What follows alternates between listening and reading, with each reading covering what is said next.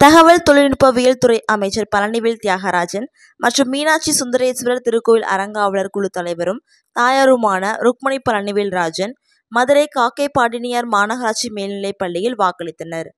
தொடர்ந்து தகவல் தொழில்நுட்பவியல் துறை அமைச்சர் பழனிவேல் தியாகராஜன் பேட்டியளித்து பேசுகையில், இரண்டாவது சுதந்திர போராட்டத்துடன் ஒப்பிடும் அளவிற்கு நாடாளுமன்ற தேர்தல் நடந்து கொண்டிருக்கிறது. இந்திய குடிமகன் என்கிற அடிப்படையில் வாக்களித்திருப்பது மகிழ்ச்சியை தருகிறது. தமிழ்நாடு மற்றும் புதுச்சேரி என 40 தொகுதிகளிலும் இந்தியா கூட்டணி வெற்றி பெறும் என்றார். மிக முக்கியமான தேர்தலாக இரண்டாவது சுதந்திர போராட்டத்திற்கு ஒப்பிடும் வகையில் நடந்து கொண்டும் இந்த தேர்தலில் வாக்காளரும் குடிமகனும் வாக்குரிமை பெற்ற குடிமகனும் என்ற உரிமையோடு இன்றைக்கு வாக்களித்ததில் மிக்க மகிழ்ச்சி அடைகிறேன். இந்த ஒரு மாத பிரச்சாரம் மிகவும் உற்சாகமாக மக்களுடைய ஆதரவோடு நடந்தது. சென்ற முறை மதுரையில் பெற்ற வெற்றியை தாண்டி இந்த முறை சிறப்பாக வெற்றி பெறுவோம் என்ற நம்பிக்கை எனக்கு இருக்கிறது.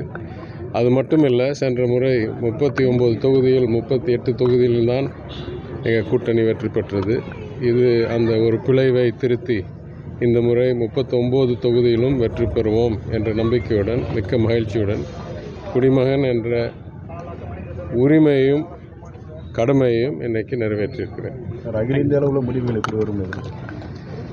அகில இந்திய அளவில் வரும் தகவல்கள் நான் என்றைக்குமே என்னை பொறுத்த வரைக்கும் எனக்கு இருக்கிற அனுபவம், தகவல் தொழில்நுட்ப அணி ஆரம்ப காலத்திலிருந்து செய்த பணி. எனவே 8 ஆண்டுகள் பல நுட்பங்கள், பல ஆராய்ச்சிகள், பல சர்வே மெத்தடாலஜிகள் எல்லாம் பார்த்த அடிப்படையில் எனக்கு என்றைக்குமே ஒரு நம்பிக்கை இருந்துச்சு.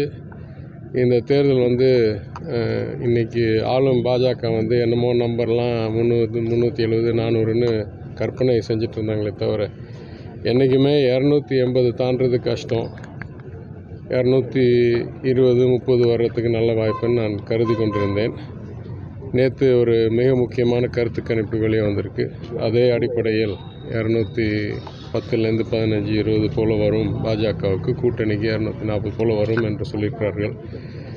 அது இன்றைய சூழ்நிலை இல்லை, அது கருத்து கணிப்பு எடுத்த 10ஆம் தேதி ஏப்ரல் வரைக்கும் சூழ்நிலை. என்னை பொறுத்த வரைக்கும் நாளாக ஆக தகவல் வெளிவர வர இந்த ஆட்சி 10 ஆண்டுகளில் இந்தியாவை மிகவும் பின்னோக்கி கொண்டு சேர்ந்து வேலை வாய்ப்பிலும், பொருளாதாரத்திலும், மத நல்லிணக்கத்திலும், சமுதாய ஒற்றுமையிலும் மிகவும் பெரிய சரிவை உருவாக்கக்கூடிய வரலாறு இருக்கிறதுனால் என்றைக்குமே எனக்கு நம்பிக்கை இருக்குது. கல்வி, சுயமரியாதை, பகுத்தறிவு, தமிழ் பற்று இருக்கிற மாநிலத்தில் இவர்களுக்கு எந்த இடமும் கிடைக்காது என்ற நம்பிக்கை இருந்துச்சு. ஆனால் நான் ஒரு காலம் கருதினேன், எத்தனை நாளைக்கு இந்த ஏமாற்றத்தை வட மாநிலங்களில் தொடர முடியும் இவர்களால். ஏன்னா கல்வின்றது ஒரு புறம் இருக்கட்டும், நம்ம மனிதர்களாக, ஹியூமன்ஸாக பயாலாஜிக்கல் எவல்யூஷனில் எது உண்மை, எது தவறு, எது ஆபத்து, எது பாசத்தோடு இருக்கணுன்றது நம்மளுக்கெல்லாம் உள்ள ஒரு ஜெனட்டிக், ஒரு செல் லெவலில், டிஎன்ஏ லெவலில் இருக்கிற ஒரு தனித்துவம் மனிதர்களுக்கு.